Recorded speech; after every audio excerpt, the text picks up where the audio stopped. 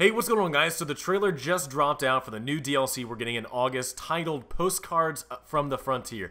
It looks amazing. I would love to get into and talk about what's going on, so let's get into the trailer. So first off, let's talk about the new live fire map that we're getting, Uma. Uma is kind of a combination of, like, it looks like trashy like Traffic, but it looks kind of nice like a town or Stacks or something like that. So it looks kind of like that grind. It's just a mix between the three, which I kind of like. I like that little grittiness. It kind of reminds me of like a map from like Modern Warfare or something like that, to where you're like in the Middle East or something like that, and it's just like a torn down city or something. So it looks really cool. I really would look forward to, you know, playing, you know, CTF Nitro, playing some Mark for Death Nitro, but I would love to do some PvP. I know Tony Mo actually talked about this in his latest video. He would love to do some PvP, and I'm actually, I have to say, I mean, that's a great idea. I'm kind of surprised it's not already in the rotation, because nobody actually uses these live fire maps unless they're playing live fire. It's kind of like, what is it, like five maps now, 6 maps, where you have live fire maps that are not being used, not being utilized, not being anything that you can do with them. So, you know, I would really love to see them in the rotations and see how it goes. I can imagine it could be very chaotic and very just crazy on how people are going to be playing.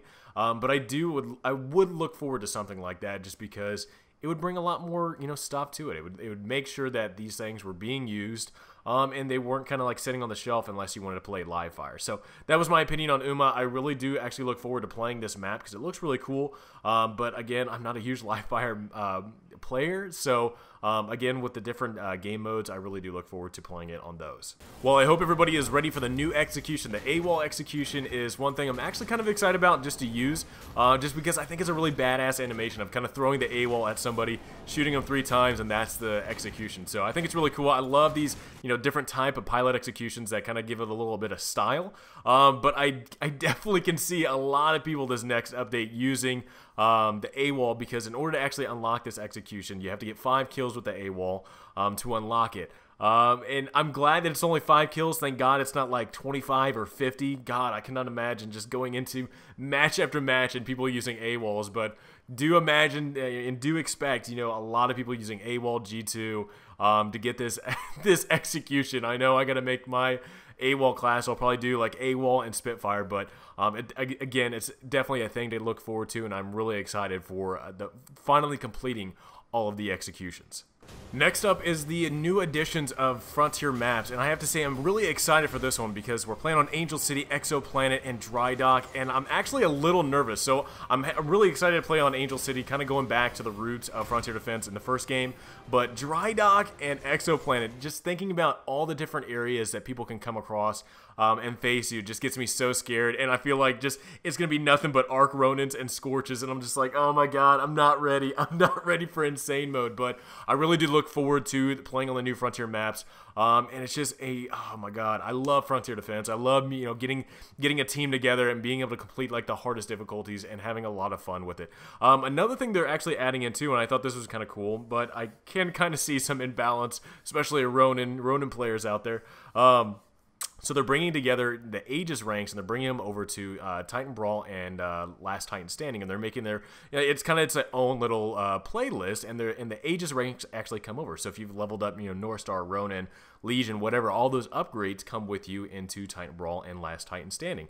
The first game mode is going to be Titan Brawl, and I actually am looking forward to this just because I get to try out the Aegis ranks on in the upgrades on other players and see kind of where they're at. I mean, and I wonder how many people are actually, you know, level 20 in this or that, and it just makes me kind of wonder, you know, how different maps and way people play it is going to go, just with that different upgrades. You know, Legion's a really powerful character. You know, Monarch, Tone, everybody's a really powerful character. I'm definitely going to be watching out for Ronins because of their sword block, being able to build up their sword core, as well as their sword core being like amazingly powerful. So definitely one thing to look out for, but I really do look forward to actually playing Titan Brawl with the Aegis ranks. Next up, we have the second batch of Elite skins for our guns, and I have to say they look amazing. I love just kind of looking through, you know, the different guns that they had in the game, and I have to say, you know, I love this batch, but I'm gonna save my most favorite gun for last. So I have to say, so real quick, R201, this little patriotic camouflage looks amazing. I'm probably going to buy this just because I love the red, white, and blue. I'm a big US guy all the way, and I think it looks amazing. And especially too, since I kind of like doing these American versus non-American stuff in my streams and having fun with the community, I'm definitely going to be rocking this gun. It looks really cool. Next up, I have to say the Kraber looks amazing. The fact it had the gold trim and everything, I love. People love getting clips with this gun, and I have to say, if people are getting clips with this, the gold trim and the crazy design that it has on it, a lot of people are going to be having some amazing designs for this, amazing clips, and it's just going to look really sexy with kind of the gold on it. Next up, I have to say the R97 looks pretty cool. I know Iniquity is planning on getting this gun as well because of the purple alone, but it looks really cool. I love like the hints of purple and the slickness of the R97. It looks really cool. I probably won't get it, but I do have to say the design of it looks really nice. And now I have to say this was my reaction when I found out the Mistress was getting an Elite Camo. And I have to say, I was amazed by it. I was like, oh my god, this is awesome. I'm really excited now because the main gun I use all the time is finally getting Elite Camo, and I can't wait to buy it. But then all of a sudden I saw what the name was, and it was Lead Farmer.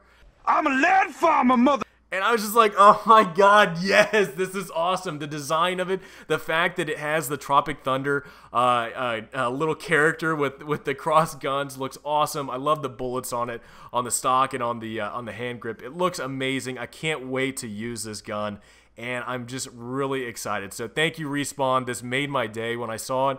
I was just kind of blown away.